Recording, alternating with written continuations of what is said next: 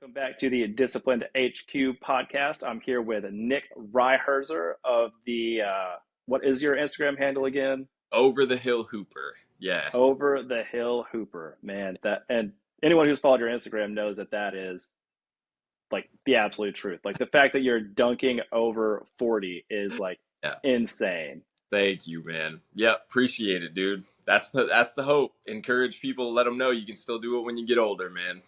Yeah, dude, you're living it. And Yeah. so we walk through the faith and fitness journey. So would you want to talk about, or does your faith come first and your faith and fitness journey, or was it fitness first? Yeah, all pretty close to the same time, I would say. Relative fitness was a part of my life, I guess, probably prior. Yeah. Um, but not so much in the fitness way, like just more like sports, right? So I played sports as a kid. I've been an athlete my entire life. I didn't really get into the gym until later in my high school years. And really my faith close to the same time, like probably 10th grade, ninth or 10th grade is when I really started to come to some idea of faith, at least. So yeah, so they're, Yeah. in a way I would say that they've worked hand in hand, right? Yeah. Nice. And so what did that look like growing up, like for your faith journey? Yeah, for sure. So I was actually raised in a Catholic home. So my dad was raised Catholic. My mom sort of, but not even so much. She was more unchurched. Hmm.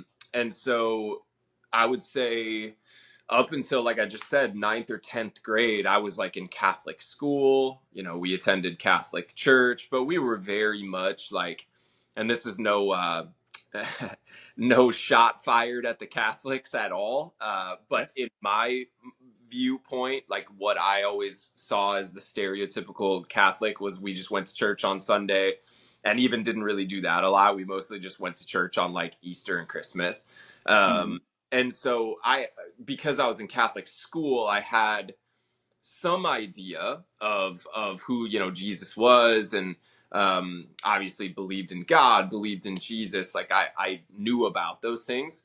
I would not say that I had any sort of relationship with Christ. I didn't have any real understanding of salvation. I didn't have any understanding of the sacrifice that God made for me. Like I didn't understand any of those things. So yeah, so then it wasn't until, like I said, ninth or 10th grade, and then we I don't remember the details because I was young. So my parents were the ones making the decision, but at some point my parents kind of made the decision to go to more of an evangelical church. It was a non-denominational church. Hmm.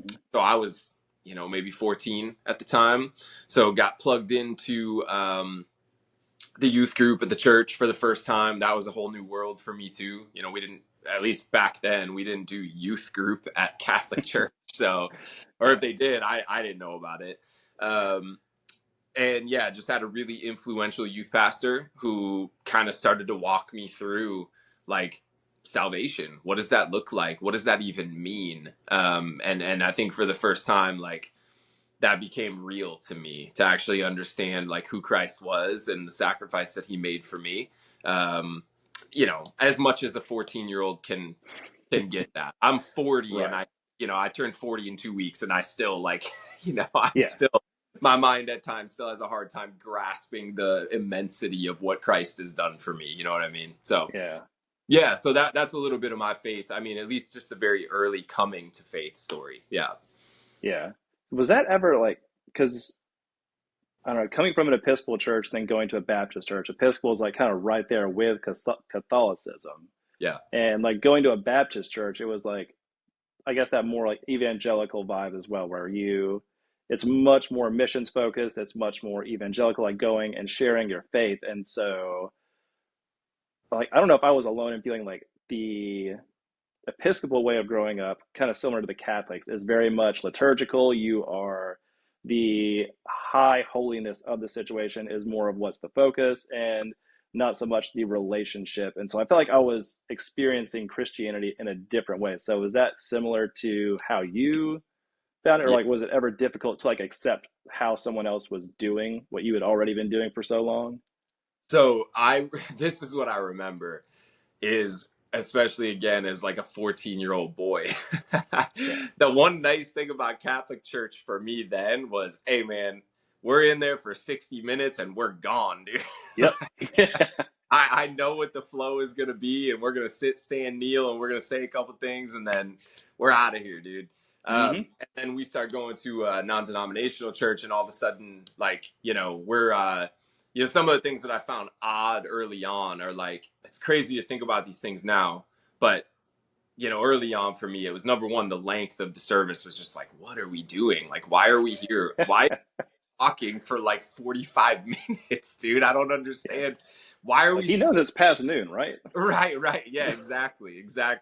And just the style of worship was so different. Like even thinking back on it now, the church that I was at was probably like on probably the more front edge of like some of the more contemporary music stuff. So they had a full band and all, and so I'm like, I'm coming from singing hymns, whatever we did in Catholic church, and all of a sudden they're like, we got a band on stage and people are singing, you got people raising their hands, and I'm like, what is that, dude? Put your know what I'm saying? It's like so overwhelming coming from a place where that just wasn't. It was so much more orderly. Everyone was very quiet and reverent, and like it's just a different not that people in the church aren't reverent, but still like Yeah. it's just a different expression. So yeah, I do remember that being very interesting. It took me a while to get used to that. Yeah. Yeah. Nice. Well, glad to know I wasn't alone thinking they were a little weird. But Yeah, so for sure. right. And so obviously Hooper is in your Instagram handle. So I'm assuming basketball was a thing for you growing up in high school. Yeah. So I was a soccer player first. I played soccer most of my young Okay. and still in high school. But I kind of fell in love with basketball in like probably eighth grade. I was kind of a late starter, truthfully, but started playing when I was in probably sixth grade, and I was terrible. And then I just worked really hard at it, like going into my eighth grade year, and actually got pretty good. So then went into high school, played really well, like was probably the best player on my team as a freshman. So it just continued to snowball and be exciting for me. Same thing, played JV, did really well. And then, yeah, just continued to improve and improve all the way through high school. So again, you asked about the faith and the fitness stuff. They just always kind of interwove, right? Like Yeah. I did not really come into faith until a little bit later. I was starting basketball a little bit sooner than that, but those things have always walked closely in my life for sure. Yeah. I love it. And so a lot of what your content is now is like rehab and prehab stuff for your needs. So like was that I'm assuming that wasn't stuff that you were doing before when you were like playing. And so like the beating down of your knees, is that mostly what happened during like the basketball career? Yeah. So for me, it was I had issues with my knees, but never massive. I didn't ever tear or do anything. I didn't ever have a real massive injury. But the Hmm. first time I remember having a problem with my knees, I was like 13. And I got Oh really wow. bad. I don't know if you know what Osgood-Schlatter's is, but it's like if Mm. you've ever seen where somebody gets like this big lump underneath their knee.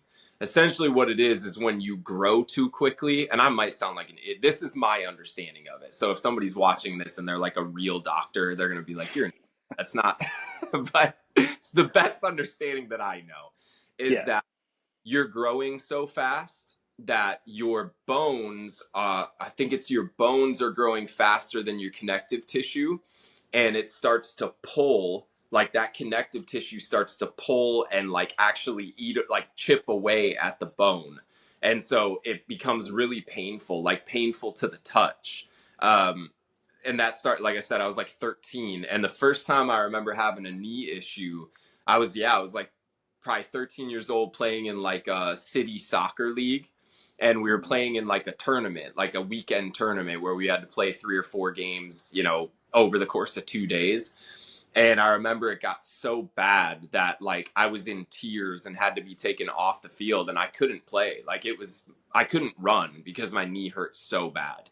And there's really only one solution for it, and it's just you got to grow and it has to catch up and everything has to kind of, at least as far as I know, they give you like little straps that you can put on the knee that are supposed to relieve some of that tension of I think it's the patella that's pulling. Um, Hmm. so that was my first experience with knee pain. And then when I got to my freshman year of college, um, I got really bad patellar tendonitis, jumper's knee, basically, just from the wear and tear of the whole summer leading up to my freshman year of playing college basketball. And I was just like working out really hard. So, Yeah. uh, is like the first month of school. I'm with the team and we're working out every day and we're in the gym, jumping and playing. And I got really bad jumper's knee. So, and then outside of that, I never had any major issues until I was like 35. And then at 35, I just started having knee pain like daily. Like it was Yeah. like walking up and down the stairs. I'll like post videos on my Instagram sometimes Hmm. where I show it, like getting up off the couch or off of a chair, walking up and down the stairs. Like those things would hurt me. I like would, or if I sat like on my leg the wrong way and I go to stand up, it would be like, oh, my knee, just pain. Hmm. So that's what led me down the rehab route or the prehab even. Um, I found Athletic Truth Group, Knees Over Toes guy is his name, Ben Patrick. He's the one who really has kind of reintroduced a lot of these methodologies. They're not his and they're not Yeah. new, but he has certainly brought them back into the public eye and repopularized them. Um, Charles Poliquin was one of the original kind of people who really revolutionized a lot of this stuff. But Ben has now taken it and built upon it and is, doing incredible things for knees. But I found him. I started doing a lot of his stuff as a client. And then, within a year, I was like, wow, this is like, I'm 30, I think I was 37 when I started it. And I was like, wow, this stuff really works. Like my knees feel way better. I'm dunking again. I'm 37 years old. I hadn't really been dunking for the last probably year or 2 years. I could dunk again. I could do daily activities without pain. I regained the ability to be able to squat like into a full deep squat without pain.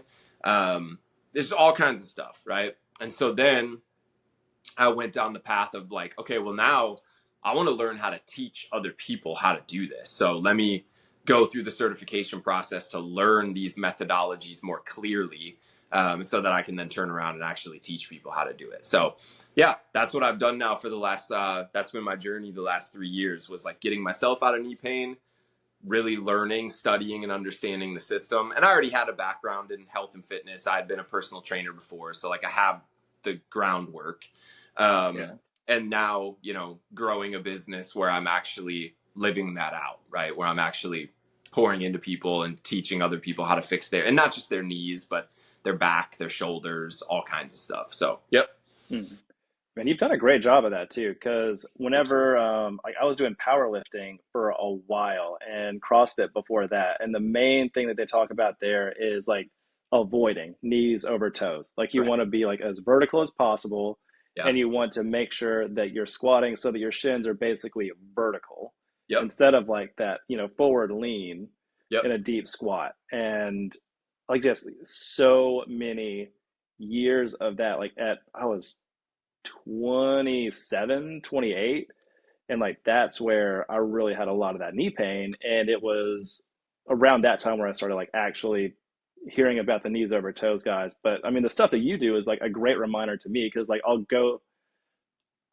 definitely admit that I'm not the one who's the most consistent with it.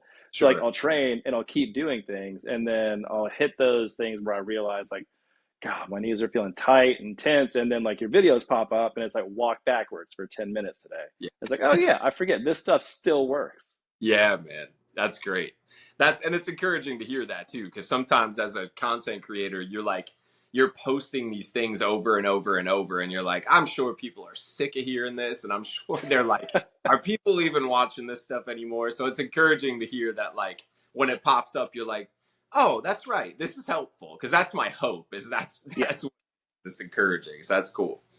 Yeah. And I love it because I mean, it definitely is. Like, it's one of those things where, and I mean, the same here, like I post verses, like of reading it through the Bible, every day for a year, and the Yeah. goal is to read through the Bible 10 times in the next 10 years.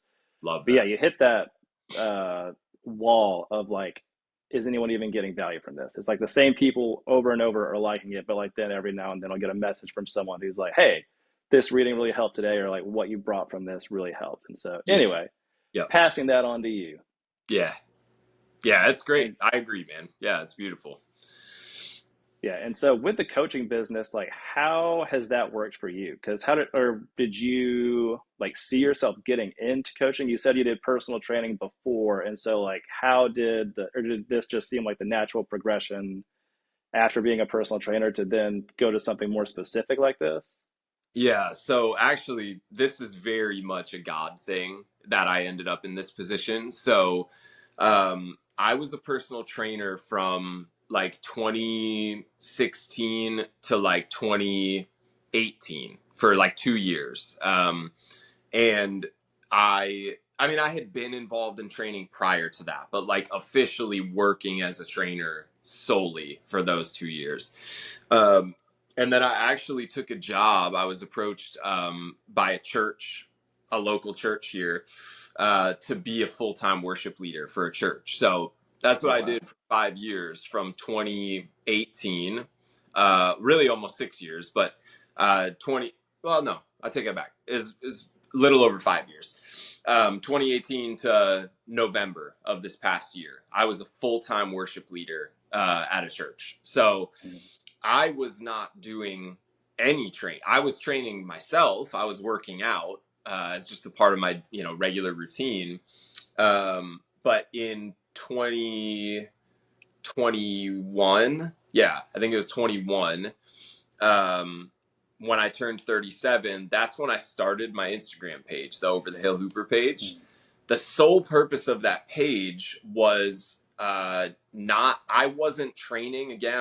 I didn't even know really about the knees over toes stuff at that point.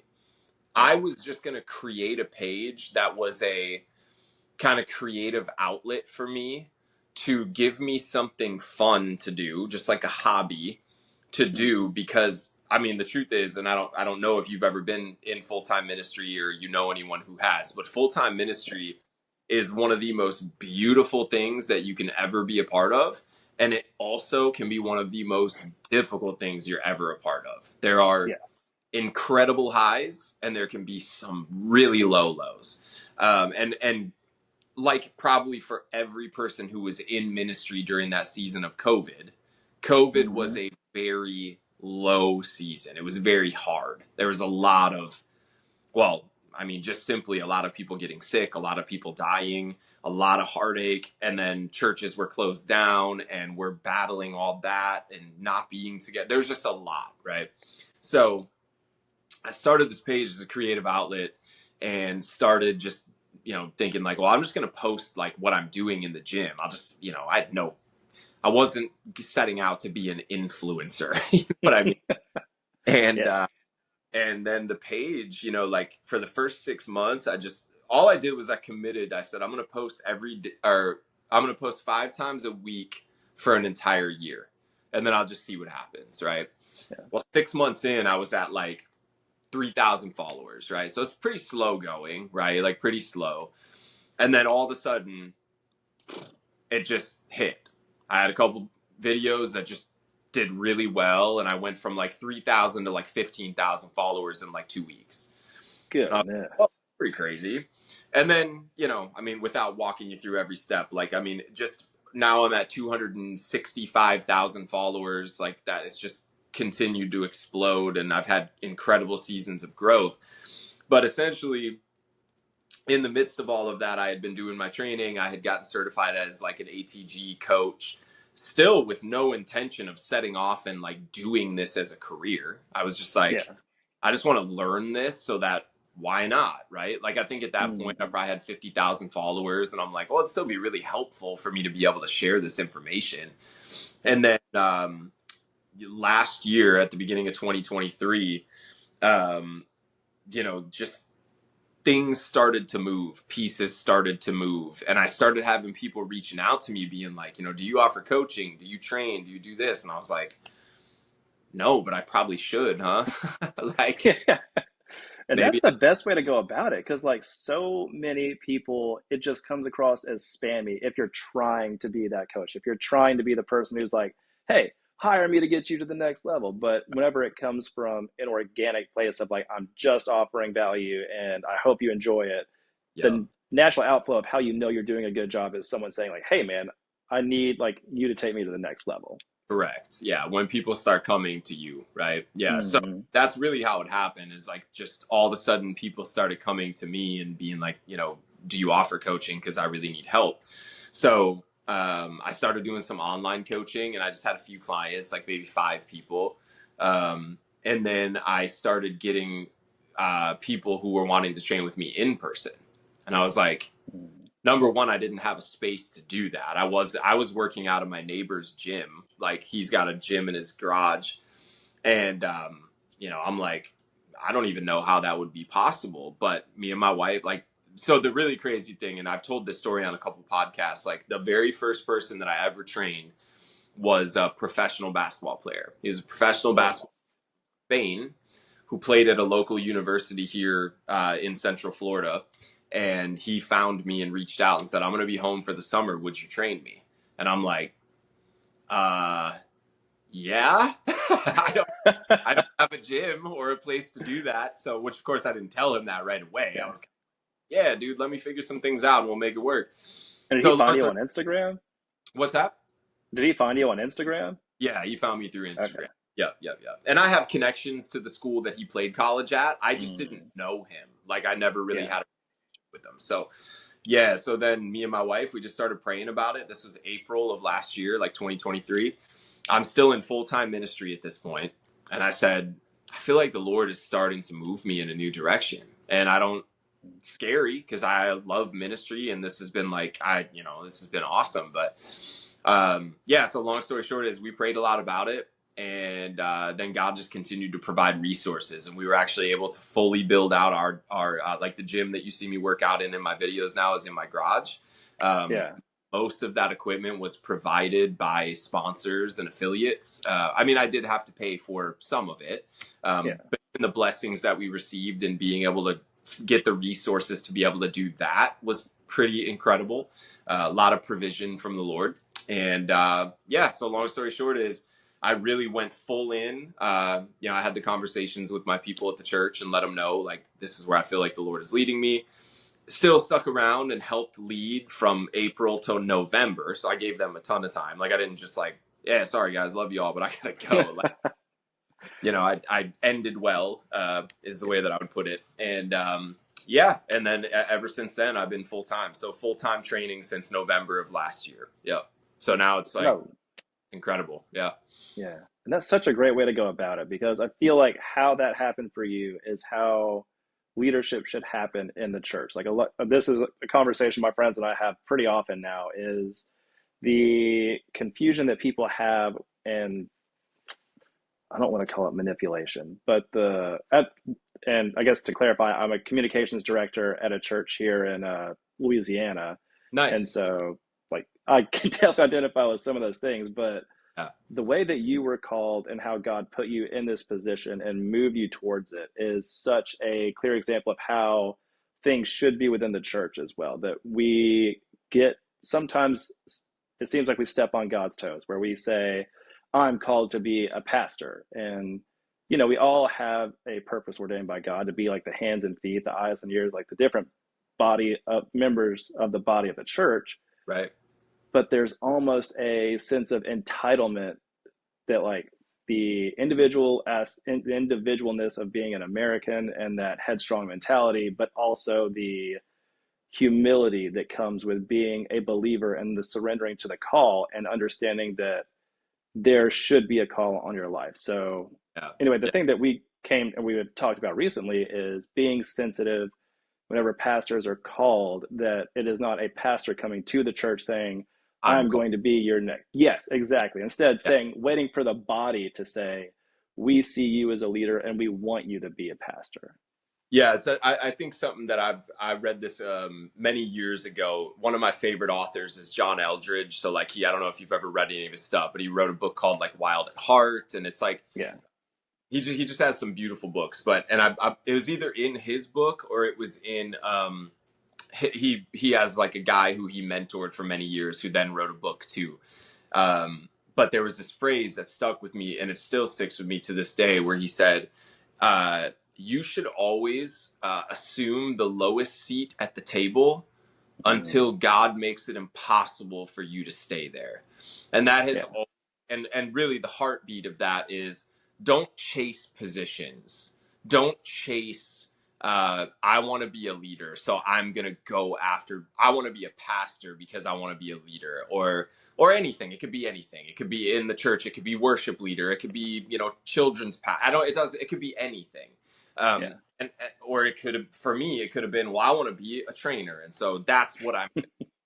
And instead it yeah, was just like, I've not that I've done this perfectly, I certainly have not all my life, but I've tried a lot in the last 5 years to really adopt this mentality of like, I don't chase things, or I try very hard not to. I try to just go, Lord, if you want me to do this, I believe that you will make it clear. That doesn't mean you'll make it easy. It might yeah, still be really hard and it's going to be like scary and challenging, but I do believe that he'll make it clear, especially if you don't just chase it. Like, where you fix your eyes on, this is what I'm going to do and this is who I'm going to be. And instead, and for me, it's always worked out really well. Like, not, again, not that it's easy, it's very yeah, hard. It's very hard, but it's still like, it always feels better than being like, I can confidently say that every position that I've been in the last 5 years of my life wasn't because I chased it. It's always mm, been people coming to me and saying, we see this in you. And then me going to the Lord and going, do you see this in me? And if you do, then I'll take these steps. And if you don't, I'm good. Like, yeah. yeah. Exactly. I love that attitude. I know you've got to go pretty quick, but one thing I wanted to ask you was, what are Yeah. some of the main things you see in people that cause those knee pain, or like the injuries that lead to that knee pain, and the stuff that you help with? And what are some steps that people can take to avoid that in the future or deal with it as they are experiencing it now? Yeah, so it's a tricky question because knee pain can come from so many things. Like, Mm, obviously, I would say one of the number one culprits is going to be just poor movement patterns. Like, again, I don't think that there's like, squatting 90 degrees has a place, 100%, mm, as does, and this is where I would argue with some other people, is they would say, but you should only ever squat 90 degrees. And I would say, no, there's a place for deep squats too, right? There's a yeah. place for making your knee move through its full range of motion. So I would say number one, it's probably poor movement patterns. It could just be wear and tear from a lifetime of sports, or maybe not even sports. You just might, wear and tear from just life. You stand on your feet, you work a factory job, you're on concrete, who knows? It could be all kinds of stuff. So what I will say is this: I don't ever get into like, I don't diagnose anything because I'm not a doctor. I don't even necessarily like write prescriptions for specific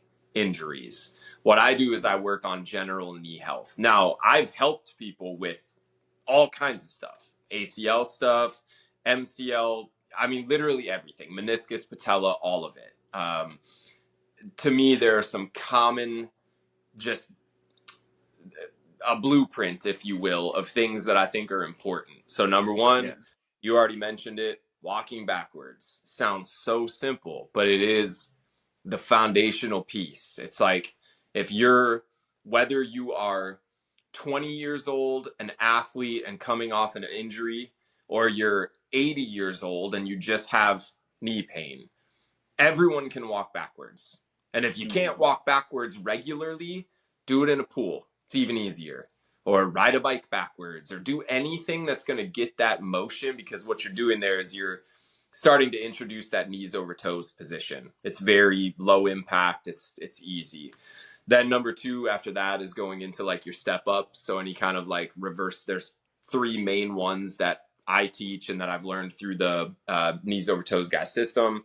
Um, which I won't break those all down here, but Patrick step, Poliquin step, Peterson step, they're very similar movements with just different foot positioning, all great for starting to build strength in what you call the short range of the like of the knee. Um, then you start getting into some of the more scary looking stuff, like your ATG split squat, where you're pushing your knee way over your Mm-hmm. toe, or your deep squats on a slant board, where you're elevating your heels. So you were talking about that shin angle, where Yeah. instead of your shin being like this, your shin's already like this.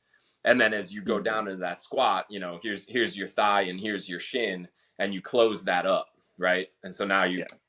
so I think all of those things are kind of the foundational pieces that you need to learn to implement. You may not be able to do them all at the beginning, or you may have to regress them. As a matter of fact, 99% of people typically have to regress, like especially split squat and squat. But those are the things that I coach the most. Like I posted a video yesterday of I think she's like 63, 64 years old. She came to me. She had a really horrific accident last year. She fell off a horse and fractured her tibial plateau. Really bad. Had to have, pretty big surgery. She was out for months. It was like 3, 4 months where she just was like out, right? And I mean, especially in your 60s, that really affects your quality of life. And that can Mm-hmm. be a real downturn in quality of life for somebody pretty quickly. So she started training with me about a month ago. Already within a month, she's doing split squats. She's doing full dead. Gosh. Yeah, like, but we didn't just start. I didn't just start her there day one, Yeah. Yeah. but we're slowly introducing the movements at her pain-free level, and we're working her back towards being able to do these things that her body should be able to do. And she probably won't. She'll probably never be able to do them at the same level that I can, but who cares? She doesn't have Yeah. to. As long as she can get back some of that movement, Mm-hmm. start to be more pain free so she can just do the things that she wants to do, like ride her horse and go on walks on the beach, then we're good. Yeah. Love it.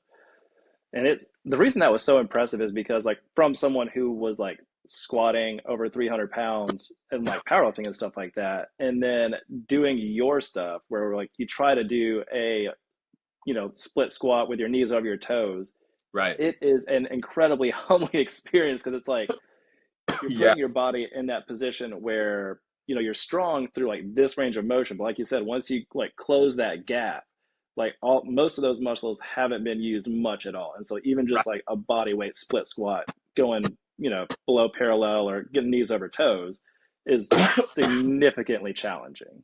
It'll crush you, man. Yep. Yeah. I apologize, dude. I've had a No. cold for like a week, and it just like it just hit me. So to everyone watching this, I'm sorry that I'm like, No worries. But yeah, man, I know you've got to go, so I'll let you go. I just really appreciate you being on here, Nick. And so, Over the Hill Hooper on Instagram. And I guess, how can people get in touch with you if they do, or what would be the best way for people to get in touch with you if they do want to work with you? Instagram is the best spot. That's where I do the Okay. majority of my business. So yeah, if somebody wanted to train with me, DM me on Instagram. Okay. Typically, I'll just point you to the link in my bio because I just have a link there where you can just sign right up. So, yep. Okay. Perfect. All right. Well, thanks for being here, Nick. Thank you, man. I really appreciate it. It's been a pleasure. Genuinely, I enjoyed it. Yeah, absolutely. Have a good one. You too, my man.